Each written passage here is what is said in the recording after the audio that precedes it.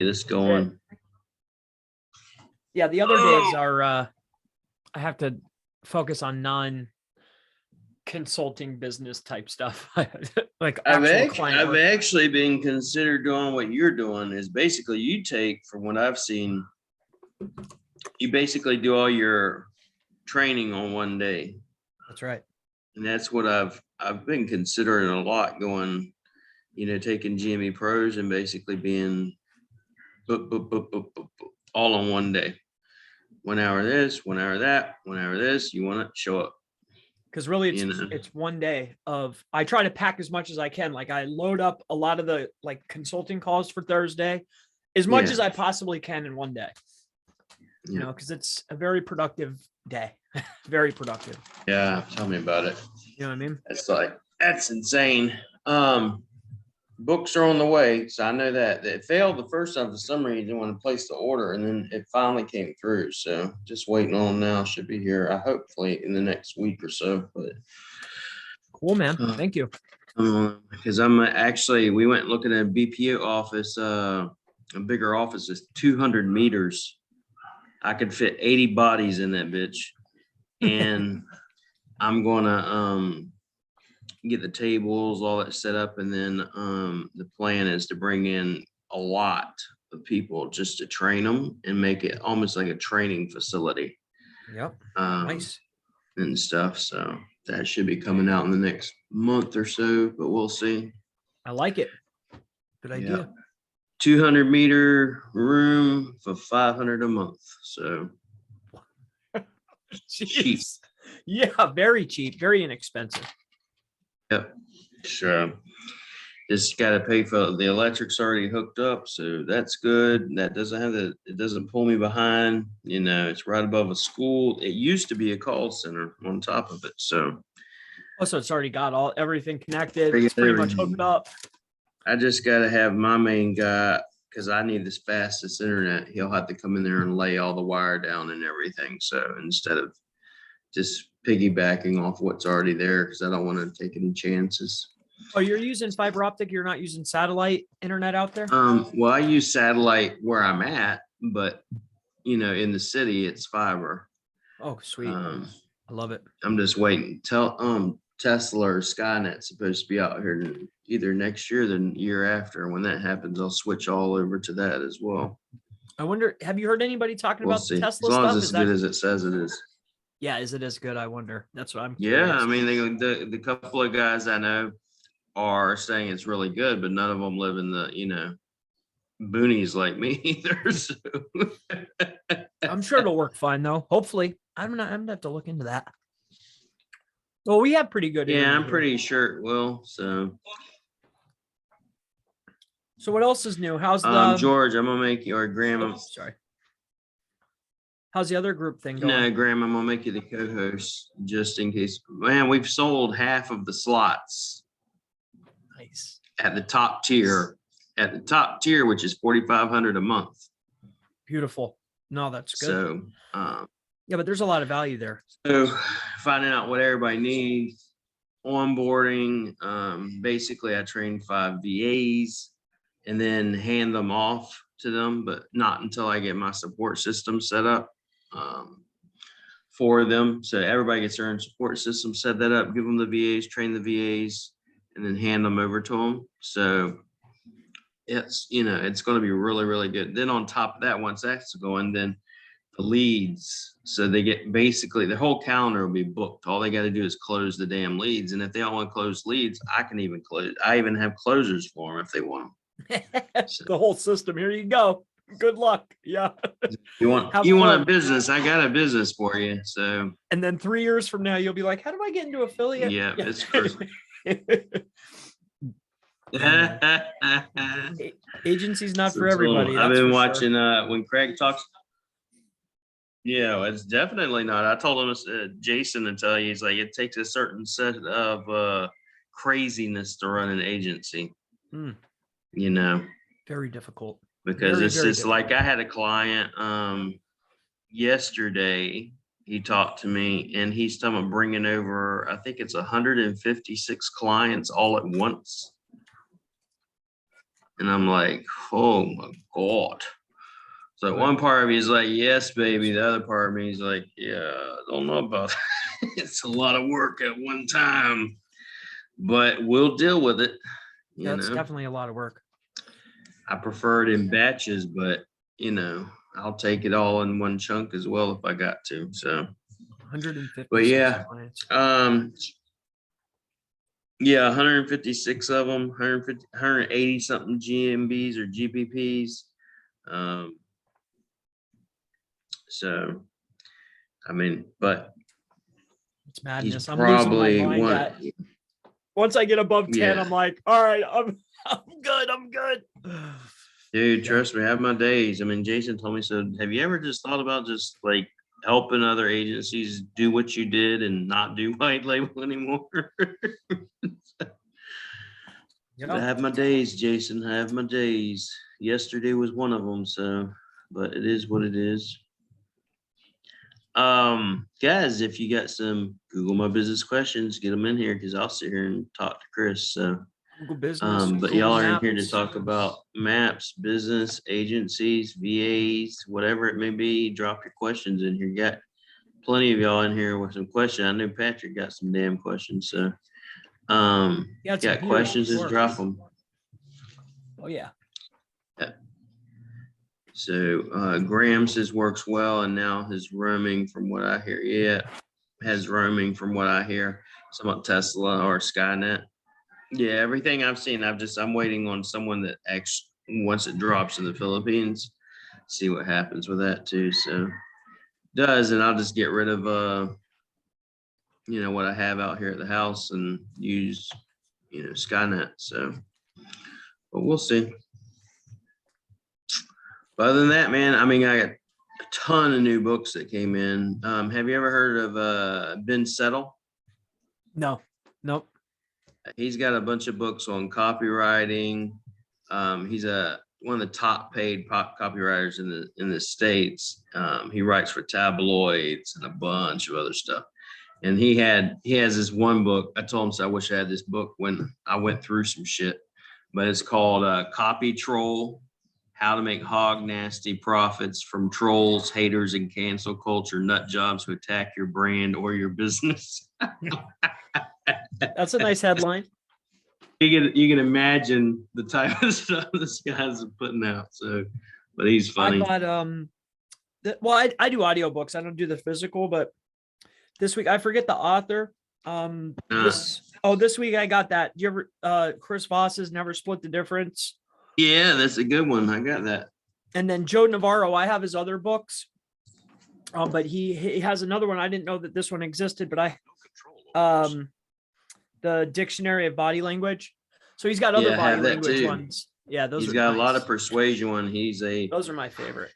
He's the guy I used to read when I played poker, because that's one of the top books that some of the top guys that talk about reading is on body language specifically, because he's an ex-FBI secret agent, all that type of craziness.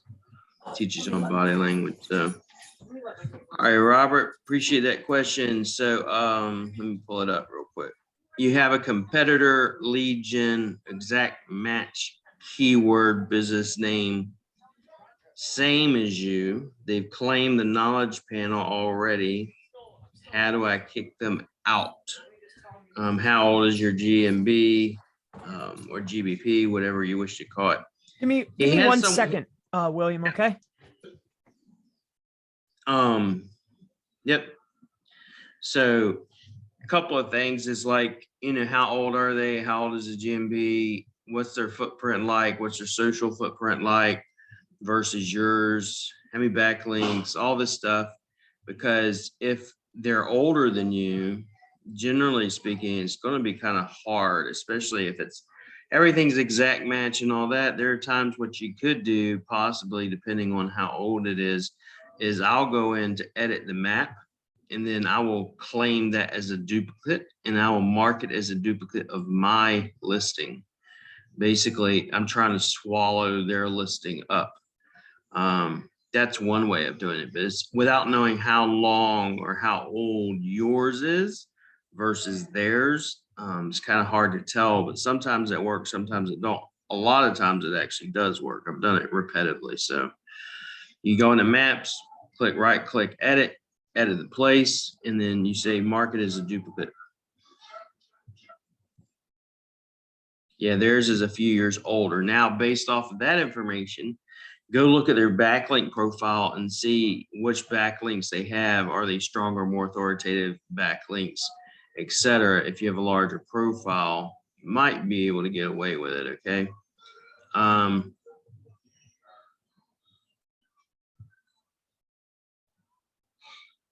So Patrick will mention that when he gets back, but entities are essentially, most people, when like I first got started in SEO was basically spam the shit out of Google and get rankings. It was not based upon, if you will, strings and keywords and all that. They're talking about entities. Would you talk about why they're important and how you use them?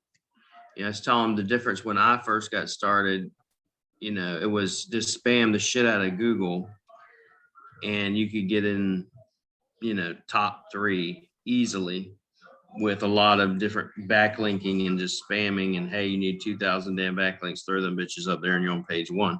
Now it ain't like that. Yeah, that's a fact. It used to be like that. Yeah, I love it. Like that. It hasn't been like that in a good long while. So yeah, I love those good old days. But now, I mean, to me, a keyword entity is like if I was to look up everything about a plumber, you know, what tools does a plumber use? What type of truck? You know, what type of services are they dealing with? What type of equipment are they dealing with? Everything about them. You want everything to be tied to them. So whenever Google goes, okay, who's the number 1 plumber in this area? They think of no one but you, not your competition. That to me is, I mean, an entity is a brand. It's just creating brand strength. That's the only way I can relay it or understand it. Yeah. If you haven't bought the one book I told you about, Entity SEO, that also goes over it very much in depth. Yeah, I guess for me to sum it up, I mean, if you're doing SEO or you're doing on page, right, Patrick? Like you have to focus on the exact match, right? The actual keyword has to be on the page for you to rank for it, right? So that's optimization, exact optimization. Then you want to get your co-occurring keywords and your variations, right? Then you need co-occurring or LSI, whatever you want to call it, whatever term you like. Those are your LSI terms. But then the last piece is to be even more relevant. Then you have particular entity words, brand words, exactly what William said. Coca-Cola could be an entity, New York, California.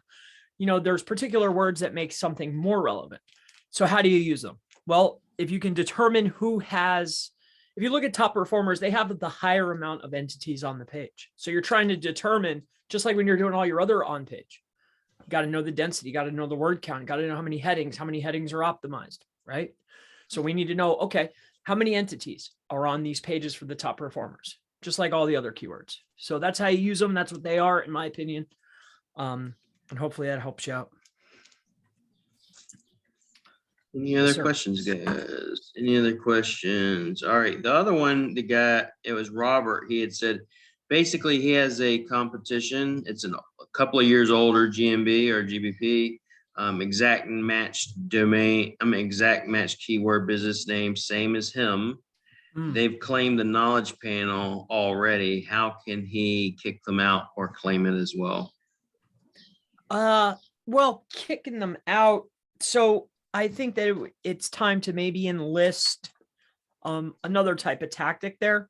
So obviously you want to make sure that your Google business profile is going to be optimized around that keyword, right? So that's like step 1. Make sure your categories, everything is optimized around that keyword. I'm assuming that it is. But more importantly, once you're optimized and tuned, the next step is going to be, I venture to guess that that's not their real business name, right? So what I would start doing at that point is looking for ways to knock him off so I can gain position, because most people aren't going to do that. But if we're trying to win, we're trying to win. So that's usually the next thing. You know, I'm looking for local guide accounts, high powered local guide accounts. I might even make a post in to Joy, Joy Hawkins or Ben Fisher, maybe perhaps, and point out these poisonous SERPs. I'd be trying to get that one out of the way if I really wanted it, to be honest with you. So that's what I would do, but you have to make sure that you're optimized for it first. And that's it. But usually once somebody's a winner, it's very hard to knock them off the winning position. You know, just like the number one guy, it's really hard to knock the number one guy off the spot. This guy took the panel. Google's already rewarding him. It's very hard to knock those off. So sometimes you got to bend the rules a little, you know, so. Yep. In my opinion. How do you, I think it's pretty much Pat here, but how do you use images to boost a client's business in Google's eyes? Where do you put images? How many are you going to use? You know, how would you use images? How do I use images to boost a client's business in Google's eyes? So where do you put images and how many do you typically use? I don't think it's a select number. Volume is always key. When we're talking about images, where you're probably getting at entities, you're cross-pollinating the talk. I think that's a good subject, though. Entities are massively important. But if you want to become the entity, you have to create entities, right? So what's an entity? Video, audio, image, right? So where are the most authoritative platforms to create entities? Well, for audio, probably Spotify, right? For video, YouTube all day. And then you have two solutions. If you're a local SERP, it's always going to be Pinterest. But I think as a secondary in your Google business profile, do you ever notice, man, those images index really quick?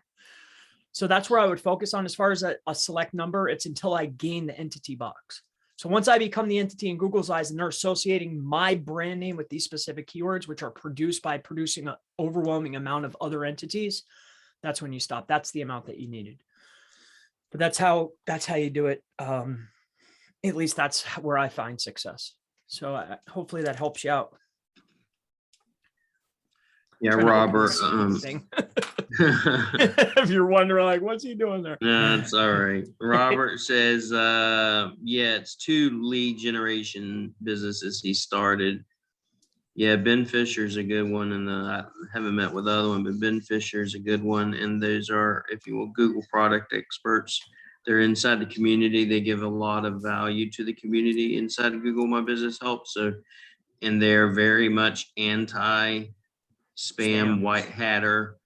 You know, don't do anything lead genish. So if you're going to go that route, just realize, you know, you better not be doing it either. In my opinion. So the easiest way is create your local search forum, Sterling Sky search forum profile, probably not in your own business name, especially when you're getting screenshots.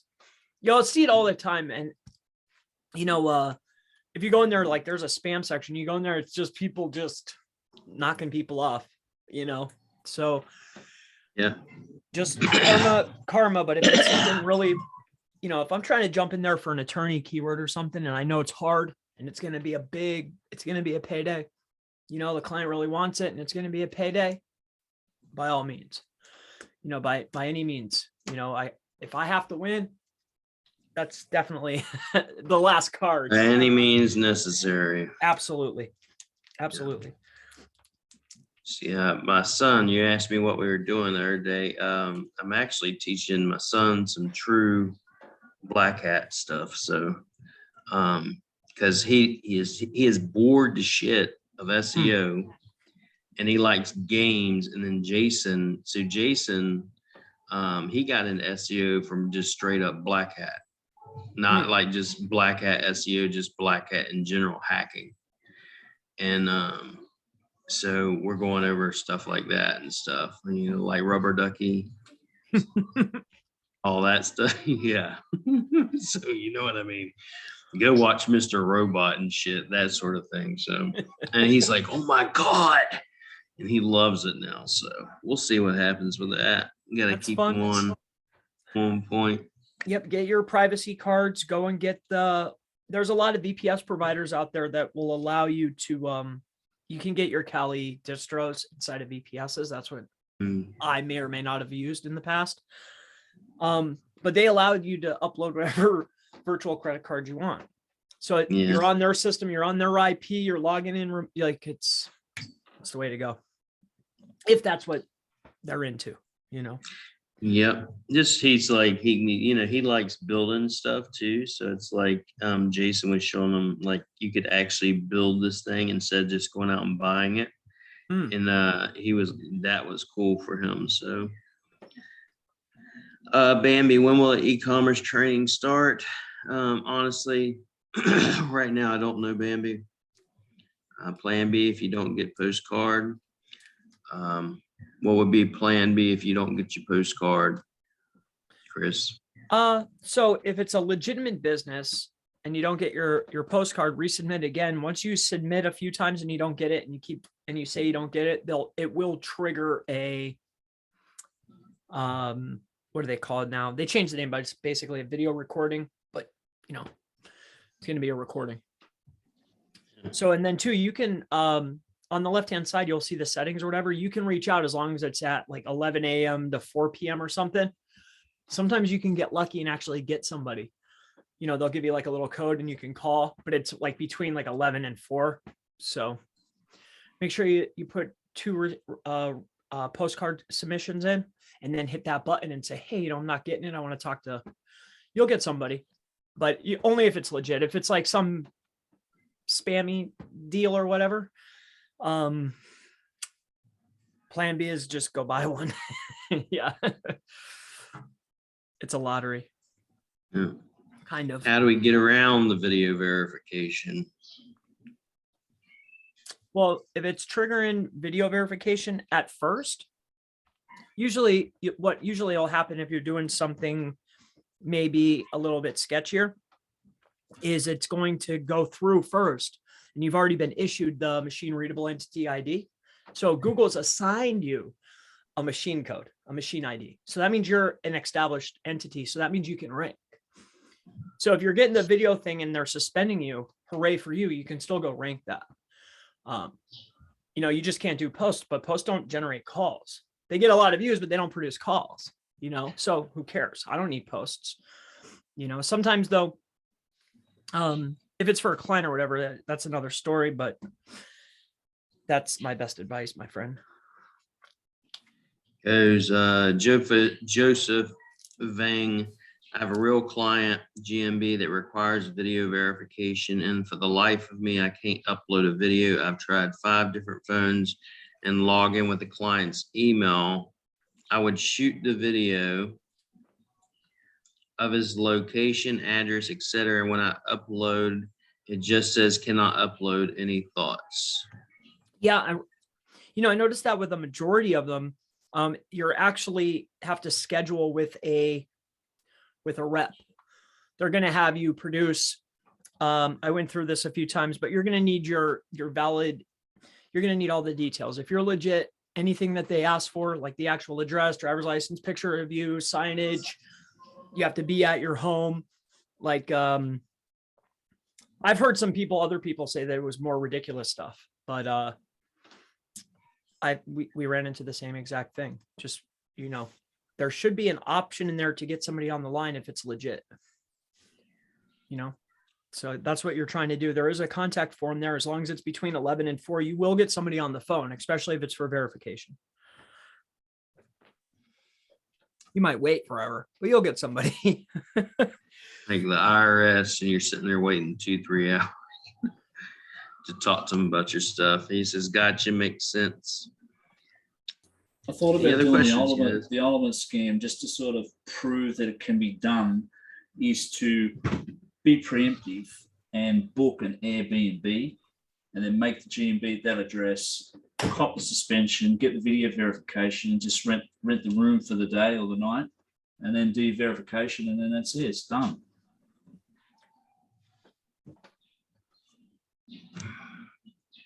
It could fly, especially if it's in a yellow zone or what do they call it? A commercial zone. Depending on the business, that could definitely be a great idea. Do you use blogging as much, Chris, on your websites, on client sites? On client sites, no. No. Supporting pieces of content for link building, but I generally am not going to, I try not to set up the blogs. So why is that, out of curiosity? Because someone asked, but now I'm curious. Oh, so well, because my site is mostly commercial and transactional because most people have services. So the focal point of the website is not a blog. It's not an informational based website, right? So I don't want Google to treat it as such. However, if I'm farther back in the structure, so it's like website.com/California/lawyer/long tail keyword supporting piece of content to my California lawyer page, and that's fine. I'm showing less and less importance to that page, and I'm really just using that page to push links through, right? So the primary reason is because it's not in the main navigation. It's not an informational based website. It's commercial, it's transactional. That's the focal point. And I don't want a bunch of long tail keywords. If you optimize for high and medium volume keywords and your page is long enough and you optimize properly and you build enough links, you'll bring in all that other little stuff. And all those guys chasing the long tails, you're going to wipe them out anyway. It's just going to take you a little longer. So this just personally, I don't find value in that for most of the businesses that I work with. Do press releases help local ranking in the 3-pack? If so, how? And if so, what links would you send to the press release, if any? We tested this. No. I think there's a lot more going on inside that GMB than just, okay, if I just do press releases, is that going to rank me? No. But I mean, as part of everything else that you're probably doing, is it an additive, just like building the local citations? Will just citations rank a GMB? No. Will just the press release? No. Right. But if I were to build out a press release properly, it's going to be on a consistent basis. And I think the best thing that you could do is putting the embed of the map, or embeds of your reviews, embeds of your product pop out, the elements that actually move the needle. Steer clear of the CID, anything else that creates a URL or a link or you can embed or hot link or whatever you can do, whatever they allow you to do within your press release, whoever you're using. That's what I would do. If you can get embeds are great.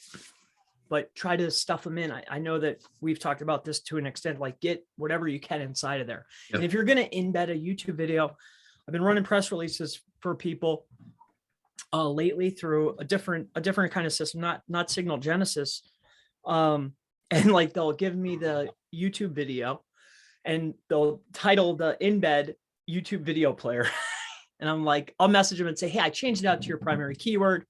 No problem. Well, I don't, Alice does. But yeah, so if you're going to do embed a video, make sure you're titling it the primary keyword, and then stuff the Pac-Man code, stuff with like 2 or 3 keywords.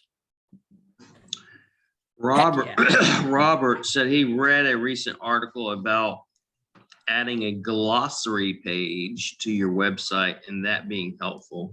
Is that anything you've tested or tried? Yes, I don't call it a glossary page. Who links to us, find us on the web, a glossary. Yeah. I like those a lot.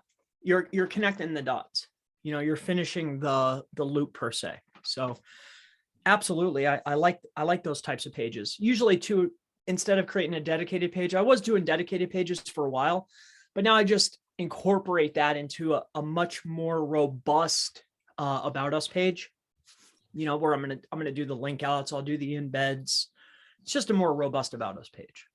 But yeah, definitely the glossary page. I like that. I like the name glossary. Yeah, I've never used it as a glossary page. I've called it other things like who links to us, social profile pages, stuff like that. But yeah. You said, but do they help with indexing? Do you think that, or what do you think they help with overall? Well, I mean, you're showing Google.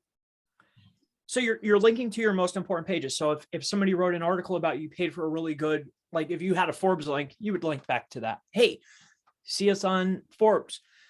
Probably your Yelp page, your LinkedIn pages. Like I would link to anything that's authoritative, that's about me, That's where I would link to.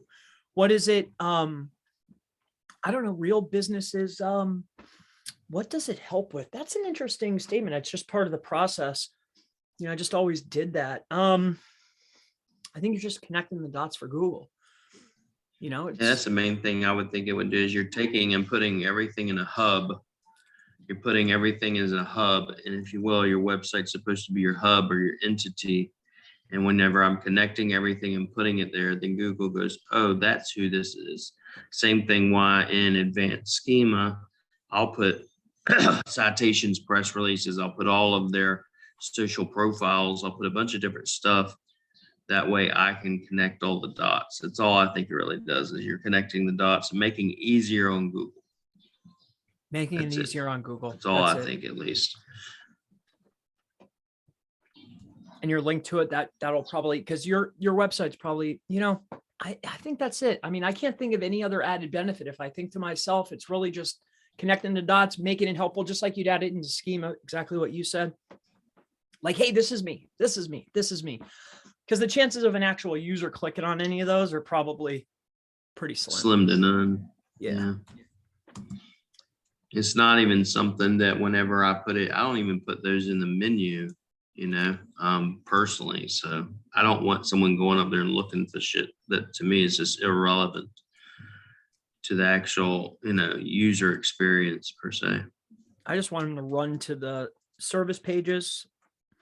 So location-based service pages. Do you build out? Well, no, you don't, because you build one location, right? That way you can hyper focus and get up there quick. And I had someone recently asking me about it because I used to do it where I'd go, for example, I'd take a city. So I'll talk a little bit about this. I'd do the location page, and I had clients that wanted me to do multiple cities around the area, and I was using that to help expand the proximity. But then when I started using the location page plugin, I stopped that because I was finding I didn't have to. There is a client that I know recently, just as an example, he had how many locations? It was about 200 plus, I believe it was, location pages, a typical mass index type, you know, mass page website. And I believe about 80% or so of those pages were not indexed. And if you look at them, it's because of the fact that they look like duplicate pages and everything else. And that's what I told them. It's the main reason why I don't do it is because of that very sheer fact that they look like duplicate or backdoor doorway pages to Google, and they're going to mark them as no index. So, you know, that's why I stopped doing them, you know, ultimately, because of the no index. I don't want a bunch of pages on there that Google goes, oh, it's just a bunch of duplicate content. Now, that being said, if you want to do it, the one way that I have found that it can be done is, okay, you create a location page, you got your main location page, and you want to do, let's say, neighborhood pages. Same area, but neighborhood pages. Neighborhoods, it's about a neighborhood, schools in the neighborhood, things to do in that neighborhood. Well, you're going to have to take, go ahead and go in live.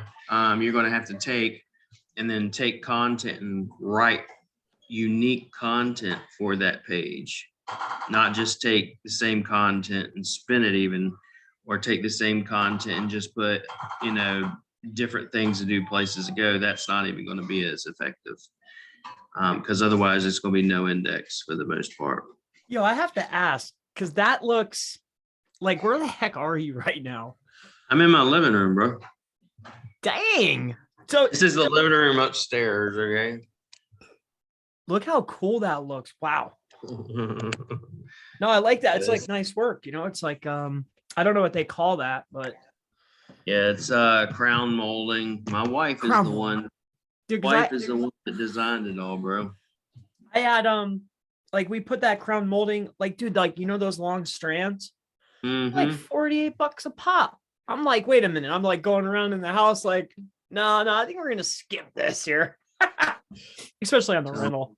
Yeah. You all want to know, you know how much that, like, that one thing right there costs, that crown molding? I don't know. I don't know what it's out there. Guess? $100. Oh, really? damn, see, the wood is freaking $100 probably. And now it's No, probably it's like in the 400. States, it's so expensive, but we bought a bunch of Very. those. So every room has one. I got one right above me with a fan, the banana fan. And then I got that one over there. Then you got another one. But we got, yeah, I mean, my wife literally, Jason's like so beautiful and stuff. And I told him, so my wife's the one that designed it. I had nothing to do with none of this. I just provide the money. That's about Happy it. life. Happy life. Exactly. So John, you said, love this topic. I see different URLs, select structure, services, location pages, service area, proximity expansion. Yeah. Would be awesome. This is a long one, so I'm going to go through it. Would be awesome if you could go over the ideal site structure for single location versus multi-location. Maybe. Yeah. Multi-location in the same state. Is that what he's trying Neighborhood to do? pages without a service name, neighborhood pages with a service name, which is best, and I mean, all that. You know, I think everybody, what's best is whatever's winning. I like location-based service pages personally, especially if I'm going to be sticking around in the same state. That's me though. You know, like, but if you're going national, that'll start getting a little cluttered. You can't really do that. But if you're sticking in one state and just hitting where the population is more than, 40,000, 50,000, more than 10,000 usually, location-based service pages for one state is perfectly fine. So if I had to lay it out, I don't know where, or is he asking me? Is he asking me or asking you? I'm just asking. I'll answer it too, but I'm always interested myself. So multi-location services. Okay. And maybe give us some examples. Company service A. Okay. Can you see my screen? not yet. All right. So let's just do it here quick. Perfect structure. I think whatever's going to work is going to be considered perfect. I know that's one of the main things you're going to say is look at the top 3, see what they're doing and duplicate it. I mean, yeah, pretty much see, like, if Google's rewarding a crazy structure, like, so let's just say it's this, right? It's always going to be location plus service is what I will do. But say if I'm hitting a lot of different, say, cities or towns, I'm going to do website.com/California /Los Angeles / Los Angeles lawyer / San Jose lawyer / pick Palo Alto, like just go down the list. I'm going to do them all of them. And then to touch on what William was speaking about, your objective is to hit 60%. Like you need to have unique images no matter what. And the pages have to be 60% unique. They have to be no matter what, or you're going to run into trouble. Like people say like that's not effective anymore. Like I literally was duplicating over, but it works still. Just try to hit that 60%. yeah. Now, what's the other part of it? Service A and city 1. Do you include the city name in the slugs? What do you mean? A multi-location local service? Multi-location local services. I'm trying to go through. It's just such a long one, but. Well, and multiple services, they're all going to be in the same niche. Again, I always want to do location-based service pages. Ideally, I want it to be website.com / Houston, I don't know, or probably I'm trying to think of one. Wildlife removal, Houston. Wildlife removal. I can't think of any other cities there, but that's what I'm going to do no matter what. Now, if I'm going to be hitting a lot of them where it's going to get messy, then I'm going to structure it out. Website.com / Texas / like if I'm going to do a bunch of them, like more than 50. So that's pretty much it. It's nothing to, and if you're like, darn, what should I do? Type in the keyword or your services that you want to win in the biggest city that's in your state. Take a look at the top performers. Like if you're like, oh man, I'm not sure, like just look at the top performers, see what's being rewarded. And as long as it looks clean, that's what I would go with, because a lot of times, clients will come in, that's all jacked up. You can't go in there and change everything, So I've worked with all different structures. It'll all work, but it's just easier if it's a location-based service. It's much easier if it's a brand new site and you have full control over it. But if it's a client, you can't just go in there and just change every goddamn thing most of the time. I mean, you can, but you're going to ruin some shit too. It's tough. And then it has to recalculate. You have to catch back up. Oh, yeah. Jeff says, how much do people typically pay for monthly maintenance? I guess when you say about maintenance, once you're ranking, you're in the top 3, you want to maintain your position. What would you expect someone to have to pay just to maintain said position? So it depends. For me, I don't know about William, but for me, it's all about deliverables. Well, what's the deliverable? You know, I mean, it could be, I don't know. That's like, do you want 50 posts a month? Do you want 20 a month? How many links and how much blog content are you going to need? Once the initial work is done, what else? What are you doing? Building content and building links, right? And going back and pruning content and re-optimizing.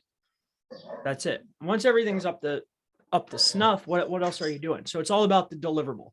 So it's going to be service plus time times double. That's your number.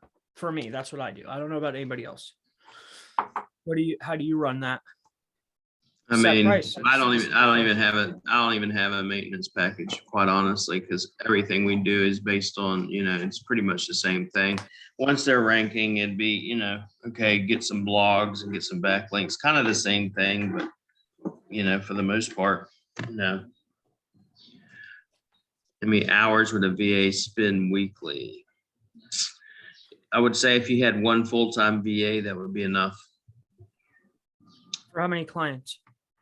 No, well, yeah, that would be another question, but definitely 6. I know for sure. Yeah.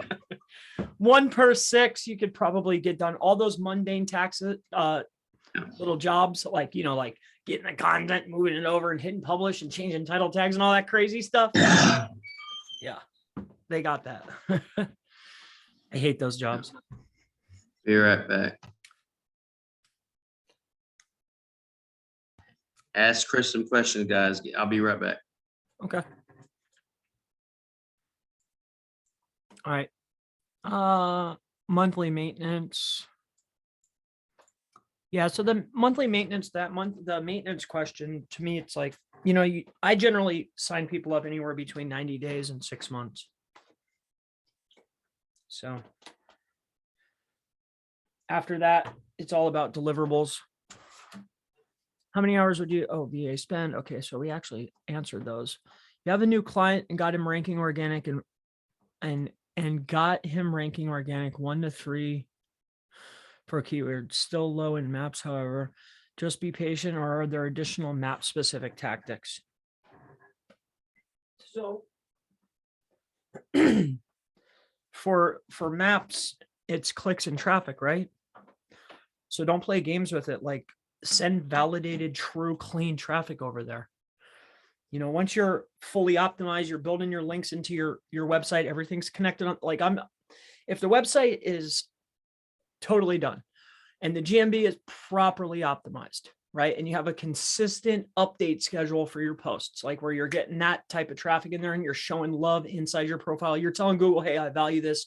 You're logging in all the time. There's constant activity in there, right? The next piece of it, if you're still didn't break through into the map pack, is get validated, clean traffic in there. It's got to be validated though. You can manipulate it, but when it comes to client stuff, I wouldn't play that game. I mean, it's fun for like my own stuff, or like you're testing stuff out, but Facebook ads, Google ads, they're very, very effective. They're inexpensive. You know, there's no risk. Pay Caesar's what Caesar's. You will win. It's just time. The next thing, 6 GMB for 40 hours. So 6 GMB for 40 hours with a checklist. Well, GMBs plus sites, usually the GMB is, you know, once you set up the auto poster and you give them and you set up the initial posts in GMB after it's optimized, like what else are you doing in there? Unless you're setting up some type of traffic system, like whether it's micro workers or paid ads, like there's not really anything else in GMB that you're doing, you know, unless you're just like tinkering around. But like for the site, there's always you're always adding, taking away keywords, updating the posts. Like, the site's a little bit more maintenance, but you can successfully manage 6 clients with one VA. Pretty easy. My girl's on for 35 hours a week. She definitely works more. So as long as you train them and you have a really good process, a fast process, and cut all the fat, there's a lot of stuff that you could do. But for me, at least, I'm looking at only the most impactful things. And then I test against things that, because a lot of SEOs, they'll do a lot of stuff, but just narrow down the stuff that's the most impactful and only do that. Like the checklist might be 200 items, but if I can reach the finish line in 40, just do the 40. How many keywords do you target for a client for plumber? Hundreds. I'm optimizing for one. I'm optimizing for the big head term. But when you say you're using SEMrush or Ahrefs and you type in a keyword inside broad match and it gives you that list, you could potentially rank for almost all of those words. You could, once you become the authority. So probably not all of them, but a big majority are going to bring in all those. Like, you type in, say, plumber, I don't know, Denver. There's 4 or 5 keywords that are up at the top that actually have the volume and the higher cost per click. If you're the authority, you're going to bring in those primary keywords and the variations, like the ones that actually matter. Let everyone else chase the long stuff. Go for the mid-tail, go for the better stuff. It'll be worth it in the long run. It'll be so much better. Let everyone chase their tail, because while you're waiting your 4 months or 6 months to rank for the mid keyword or the stronger keyword, everyone's doing the longer tail, and it's taking them almost as long, so yeah, pages rank for hundreds of keywords, because the whole time you're going in there and you're seeing what Google's rewarding you with. Your site's about what Google gives you traffic for, right? So when you're watching Search Console, or maybe you're using some type of tools, you're going to see Google testing you for different terms. As they're testing you for terms, if I don't have those words on the page, that's how these guys end up with pages that are 4,000 words, 5,000 words. You might start off with 1,500, but once year 1 passes, you probably have like a 3,800 word article or 4,500 word article. And that's probably why, gap analysis comes into play. Chris, do you use a G-Stack these days for a client? If they're trying to cut corners, I'm going to use it as a buffer. I don't spend a lot of time. Like, I'll go in there and set up the initial files, because I realize that that's what it's there for. It's a hub. It's a buffer hub, and that's it. I try not to spend too much time doing it. If they're trying to cut corners, they're trying to save money on link building, I'll go in there and set one up. But usually, I want to make sure that I'm allocating budget towards the most highest impactful things possible. And if they're cutting corners, then I will, but I try not to.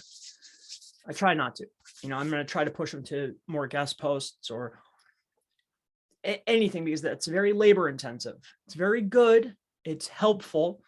It gets everything together, and it could give you a nice little push, but not like a guest post, not like 20 guest posts, All right. So the next one is, how much impact do on-site updates have? Like, tradesmen taking a before and after picture, uploading on the job. How much impact do on-site updates have? Like a tradesman taking a before and after picture, uploading on a job. What? I don't know if you're asking maybe like for the GMB and for the website where you actually have authentic footage of you doing a job or on the job or taking photos on the job. You're introducing essentially unique entities related to your brand, business, and service. I think they're very, very impactful. Robert, or who asked me that? Graham. 1,000%. Like, I get a lot of roofers. I like moving because it's super easy to do. Roofers, solar, I'm trying to get them actually on the job. Like, that stuff to me, I haven't like tested it by itself, but getting that unique stuff, very helpful for DMB for sure, especially video. So yeah. Joseph, do you shoot high metric links to homepage or supporting content that links to the homepage? So for the homepage, I really just want to focus on the initial press release and your initial citations, and maybe 1 to 5 as strong as the client can afford. You know, your $100, $200 links, DR 50 or better. For the internal pages, a lot of times the competition, they're lacking. So I'll focus on, you know, DR 30 or better, like 30, I can go down a little bit more. But it's mostly going to be to the internal pages. Where I'm going to do some of the riskier or cheaper link building is going to be to internal buffers or supporting content. So to answer your question, yes. So the homepage, the highest power you possibly can afford in very low numbers. Your service pages, maybe you might do slightly more, but these are a lot less expensive type links. And I'm going to do the riskiest stuff to supporting content, because if I have to get rid of it, it's not a sweat. You know, penalties come page by page, not site wide. You have to be a really bad boy to get a site wide eviction notice. All right. So usually if it's on a page, you could clean up that page. Once you do the reconsideration request, you 301 it or just relaunch that page again, you know? So yeah, once you get reinstated, but just note the next time you get a penalty, it's not going to be 30 days. It's going to be like 90 days before it goes through. And then if you get another one, it's going to be like 6 months before you get, it takes longer and longer and longer. So just note that. Always protect yourself on the riskier stuff. Like if you're pointing stuff to your site from a G stack or whatnot, like inner pages, no top level pages. Don't hit the top level pages with anything risky that you can't clean up, especially for a client. Always assume that something could happen and you want to be able to clean your tracks up. Like always, you always want to be able to clean up if something happens. But usually this is only a problem when you're trying to cut corners and save money. All right. Chris, how is Google Vision AI changing the way you optimize images? It's not changing it. I mean, once you utilize it and you understand, you know, how small a font they pick up, how OCR works, you know, like, oh, they have a hard time interpreting certain letters. They think it's other letters. Figuring out the size that it is, figuring out that, oh, web safe fonts are easily picked up and not others. So putting words on that they understand, oh, is this a happy image, a sad image? Is it somebody with a wheelbarrow? Like they grasp this, and I think that it's taken into account, or they wanted to spend all that money acquiring those companies, right? So how does it change? Just trying to be more relevant and knowing that maybe not today, but in 2 years from now, 3 years from now, like they are constantly evolving because they're acquiring companies. And you have to note, when you do a search, you see Google search, that's a product. The image tab, that's a product. Like these are products, they're spending money. This, you know, it's part of their business. So they're investing in it. It's important to them. You know that it's growing. So just keep that in mind when you're optimizing your pages. A highly relevant image helps the page. But images don't, in my opinion, you don't need images to rank, but it's good. 2 images per 1,000 words is definitely recommended. Jeff, Black Hat, can you buy reviews and do they stick? Can I buy reviews? Definitely. Do they stick? Sometimes. You know, I've never met anybody that's buying reviews or curating reviews that has 100% stick rate. If you know them, please send them my way. You know, it's a volume game. You know, if you're curating reviews for clients and you're trying to get them, it's the cost of doing business. When you lose them, you just create new ones, you know, charge it to the game. That's just how it goes. It's a constant cycle. Usually every 90 days to 180 days, there's going to be a cycle. They're going to clean up. There's going to be some type of update. Like it just happens. I don't know why. Even stuff like that's, I know is authentic, that'll get wiped, you know? So it's just part of it, Jeff, in my opinion. Chris, do you often change content on on a page. After you do gap analysis and see keywords Google is testing you for in Google Search Console are not on your page, only if I'm not in the top 3, then I'm going to consistently keep changing and building links until I hit top 3. Once I'm in those top 3 positions, I'm going to let it ride out until I fall. I'm not going to change anything. I'm not going to touch anything unless it falls at that point. But on the ride up, definitely. Because traffic, in my opinion, is a metric. Clicks are certainly a metric. User signals are a metric, just like links on page and technical. Traffic signals are 100% a factor, no doubt about it, in my opinion. So I just feel like if I want to be number 1, I need to keep picking up one of the signals, just like links is a signal. Like I have to pick that up. So I want to keep adding words to the page so I can keep acquiring traffic.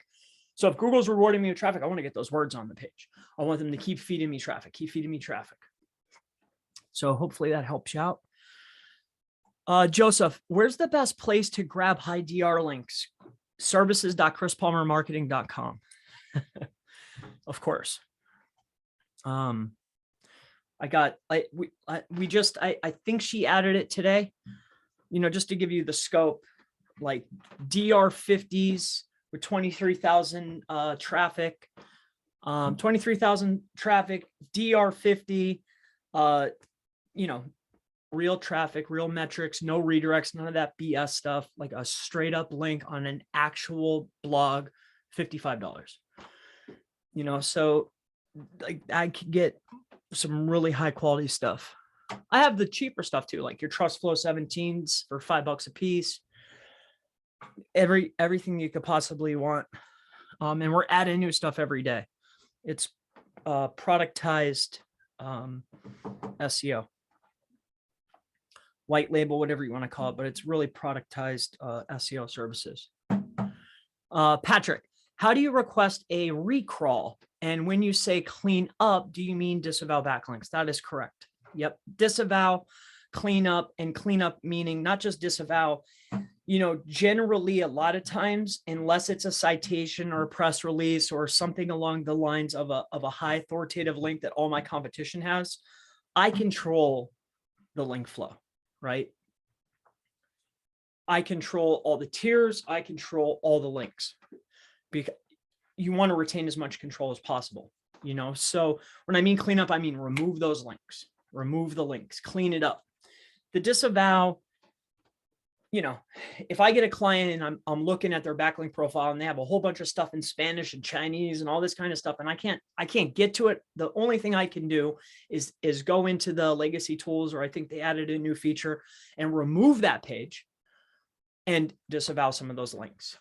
But I'll keep a spammy link if it's a high DR, if it's a good link, it's driving me traffic.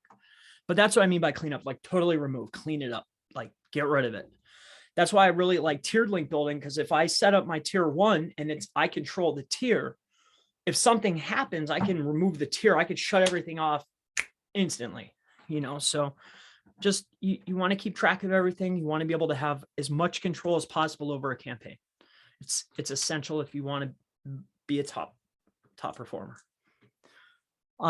Where's the best place to grab? Okay. How do you request a recrawl? And as far as recrawling, you should be hooked up through Search Console. And when you're in Search Console, you're auto sync to Bing. This is crazy. We've been testing this over in my group. As long as you're auto synced, right? You go over to Bing, submit a crawl, you'll start showing, like if I only submit over here on Bing, the pages will start showing up on Google. It's freaking crazy. So usually I'm just going to do a mobile search. I'm going to do a URL inspect. I'm going to submit the XML sitemap. I'm going to go over to Bing, redo the XML sitemap over there, or crawl the page. And then I'm going to do a ping URL. And then usually the next day or so, you could check the server log. 2 bots are going to come, desktop and mobile. Once that mobile hits, usually as long as your page isn't complete crap and you have good internal linking structure, it'll index. It's not the indexing that's the issue. It's keeping things indexed. That's the issue. At least for me. What else do you got going on? How do you request? Okay, request. Are we able to hack Google's Cloud API, cloud.googlevision docs, drag and drop by checking EXIF data in the back end to the API? I think it's relevant to the keyword we want. I have no idea. I'm not really sure about that. EXIF data.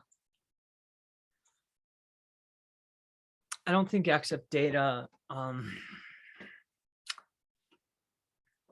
don't know. I don't know if that really matters that much. I'm not really sure. I think the actual name of the file, the title of the file matters. And I also think what's inside of the hex of an image matters. Like what makes up the image, what's the image actually, but like putting words into EXIF, do I think that that's going to give a boost, or putting geo coordinates? Most of the time they strip it out anyway. So I don't think so. Plus, even if it did, it's so minute. It's not worth all that extra time. Not to me. Sorry, how do you remove the info inner page to clean it out? How do you remove the info inner page to clean it out? I'm not sure what you mean by this, my friend. What do you mean, Patrick? How do I remove an inner image page, an info inner page? Well, what I mean by this is you have your website.com. I think I know what you mean, what you're asking. You have your website.com, right? /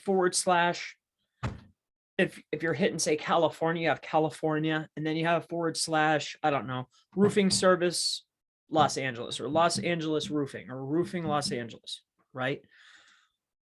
But if I want to create a supporting piece of informational based content, a supporting piece of content, I'm going to do a / who are the well, usually the first piece of content is my brand versus the top performer, my brand versus the second performer, my brand versus the third performer. And then when I run out of those, I'll go down, I'll put in the primary keyword, scroll to the bottom, and get related search terms. So that way I'm semantically correct the whole way. And then I'm going to blast that with links. How do you remove it?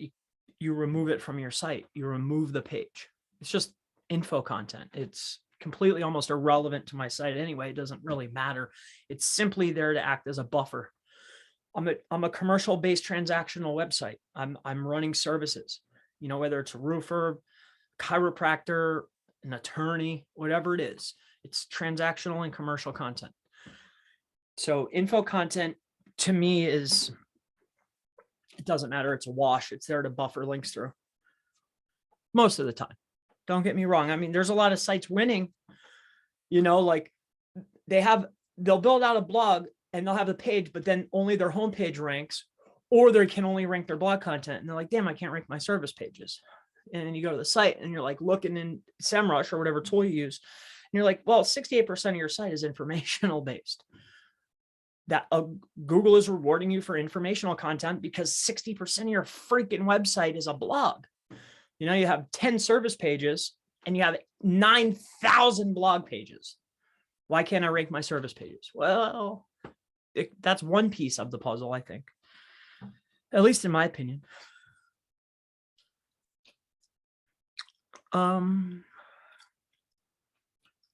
Sorry. Okay. And if I understood that wrong, that's my mistake. Sorry, I didn't ask that very well. You answered what I meant to ask. Cool. Okay. Thank you. Typically, how many info pages would you create? It depends on how many links I need. So if I'm trying to compete for a particular, like I just went after a DUI attorney in Los Angeles, right? We finally made it. We built out informational pages, but the top performer had 681 referring domains total, right? So one of our main objectives was to get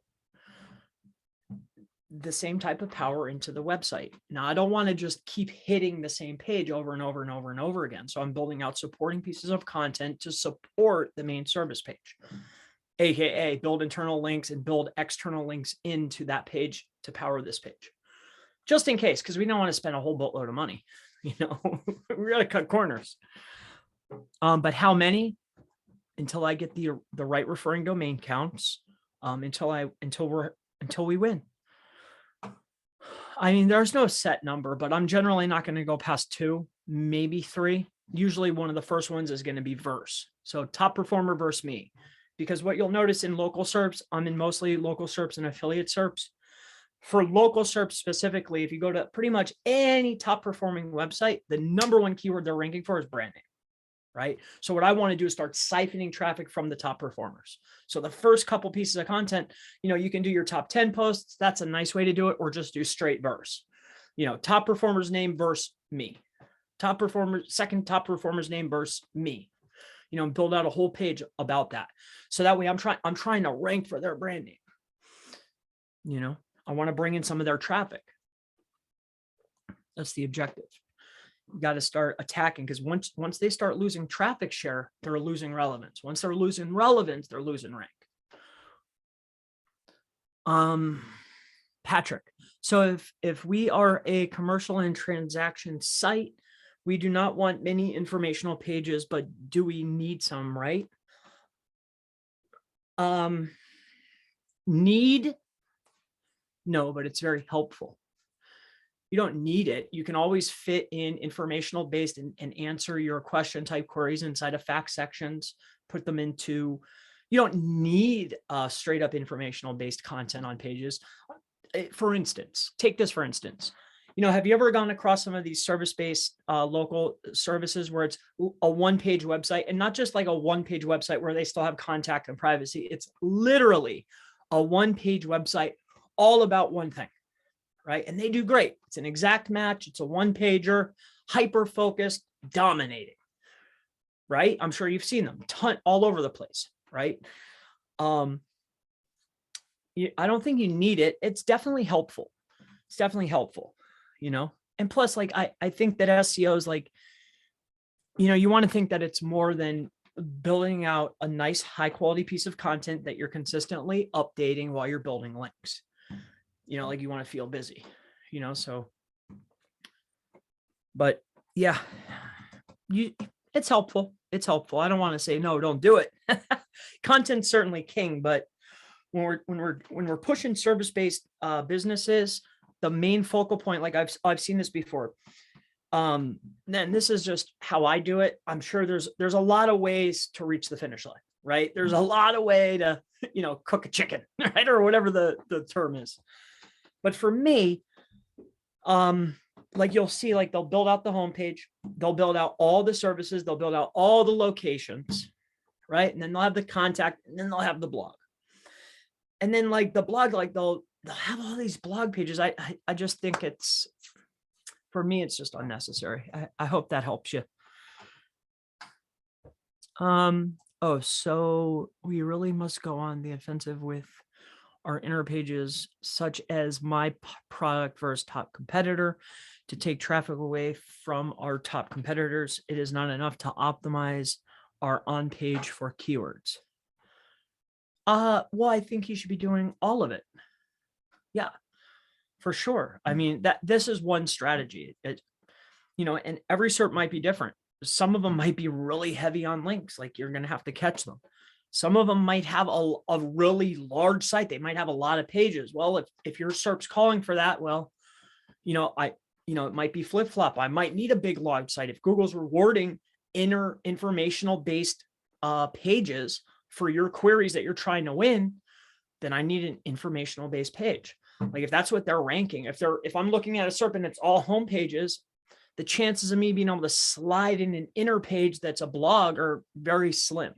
It's based on the intent of the SERP, but then again, a lot of people will point out outliers, but there's something called QDD, query deserves diversity. Like there might be somebody that got lucky, but the majority of the top 10 performers are this type of site, this type of page, this word count, this many links, this many internal links. You see what I mean? So your objective is to match, mirror, and then beat. So I think that's it. I got through them all, and it was a good talk. I'll answer as many, if whatever you guys want. If you have more, it's awesome. I'm not sure where William went. Maybe his power went out or something. But whatever you guys want to know, if it's local, maps, local, affiliate, anything like that. Okay, here we go. One side I have, okay, so I see it's really, you're on offense the whole time, my friend. Yeah, like it's, like I look at it as like a contact sport for like nerds. Like I feel like it's like a battle, you know, like, oh, you have a 2.37% density on this entity keyword. Okay, I'm going to get 2.76 and I'm going to put it in my headings, right? You see what I mean? Like you're analyzing and you're just slightly beating them because you don't want to go more than 2 points versus the standard deviation of any keyword, any entity, any co-occurring key phrase, any of it.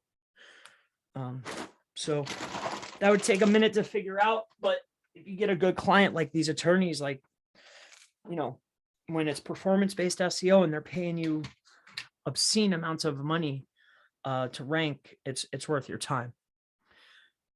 All right, the next question is, one site I have has hundreds of service area pages made with PGP, ever so slowly slipping out of the index. 5 to 10 pages a week de-indexing. Will this hurt my site overall? Well, every time you're losing pages, you're probably losing traffic. You know, do I think that it's going to hurt your site overall? At some point, but probably not on some of your pages. You're probably still doing very well on some of your pages, you know, so it could, it's hard to say for sure though, but I'm sure it could. Jeff says, what software can we use to find unclaimed GMBs? Botso. And usually I just go looking.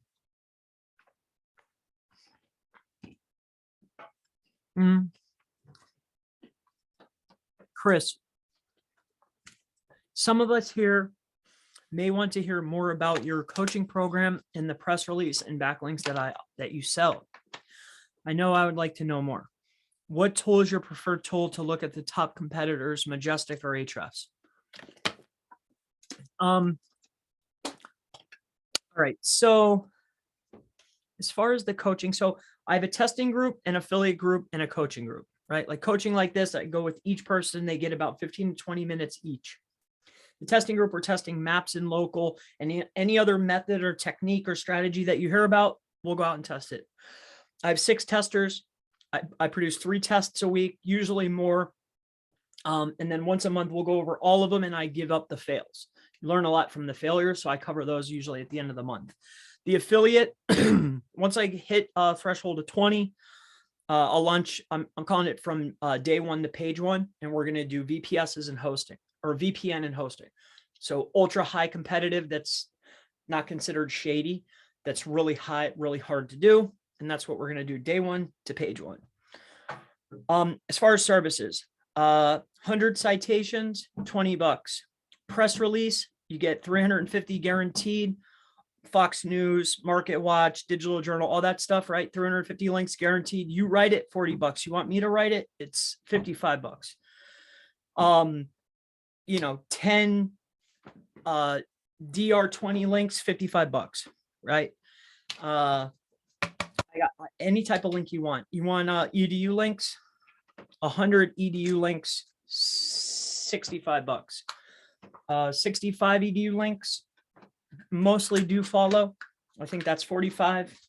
I do GMB optimizations at $2. I don't do the charge in every month for posting. I think that's absurd. So once it's optimized and I set up the posting silo, all you have to do is go in there and update your posts and you're done. I don't charge a monthly fee to post pictures. That's to me absurd, and I don't do that.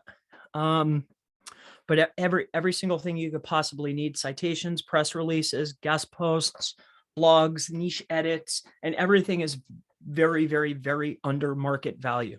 it's cheap. I'm looking to provide the best product for the best price, period. That's what I did. I looked out in the marketplace, anywhere you can go and buy links and do all that stuff. I looked at the pricing and I got under it. And the stuff's pretty good. Some people don't like it. You don't like it, I'll refund you and I'll block you from the store. And that's what I've been doing. And everybody's been really, really happy. But yeah, that's it for what I offer. White Spark also had a GMB finder on their site. Yeah, that's a cool little tool. Yeah, they're charging like $1 a citation though. I really hate the gouging that goes on. This is just my personal opinion. But man, they do have some cool little tools on there though. I like that one. And I still use Bright Local for the data aggregation submission. They're literally the cheapest. Like I can't beat that. Like even vendors, like it's hard to, I don't know how you get plugged into that, you know? So $60 for all 3 of the data aggregators is a phenomenal deal. And I use Bright Local. And yeah, anyone tried Leads Gorilla? Never heard of it. White Spark also had a GMB. Chris, what a volume can you handle? Anything that's the productized services I can handle is infinite. I just hired 2 more VAs. So to catch up, I hired a manager first and I had my 1 VA that I've had forever. We just hired 2 more to start doing more orders. If the order load increases, I'll just keep hiring more people, but I have the system down pat now. Infinite. Where do you get your VAs from? Right now, I've been getting them from referral from my initial VA, like her sisters and her sisters' friends. But where do they live? Singapore and Philippines, actually. Yep, Singapore is initially though.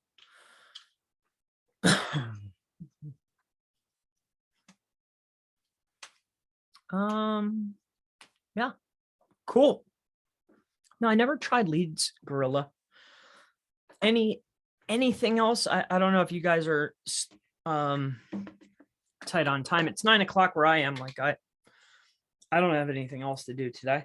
I'm about to work on a client project. I picked up a new client for a maid service. So we got to go in there and optimize that GMB. He's looking to rank in Seattle. So I'm 99.999% sure that we're going to be able to accomplish his goal. So that's what I have to do today. And set up a Google Maps ad. I have a client in Australia that runs a chauffeur service. I got to set up some maps ads, some new maps ads. So that's all I have to do. So I can answer any question that you want.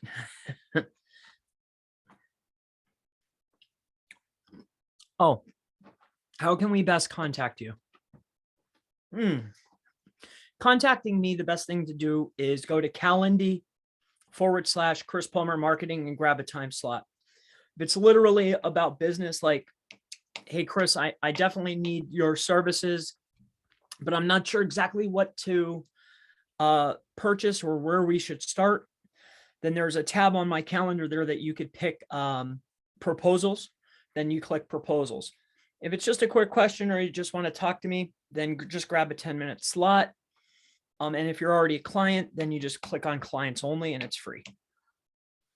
They're all free except for like the time slots.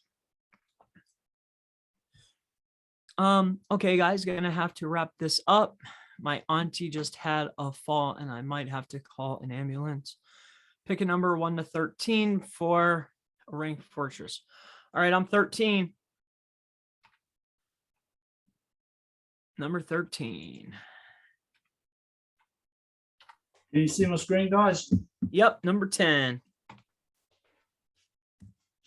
Here we go. Everyone's a winner. Not number 10 yet. Here we go. Generate. Come on, Google, generate. What's that? 6. Yep. Who we got? Nice. Oh, Claude. Hey, there you go. Cool. We have a winner. Dead on the money. All right. You know what to do. I appreciate you. Yeah, I appreciate you too, Chris. I'm sorry about to cut this short, man. She just fell over and oh man. It's all good. Thanks for having me. Yeah, thank you, man. Really appreciate it. Always good value. Thanks, guys, for coming in too. Thank you. See you next time. Bye-bye. Take care, guys.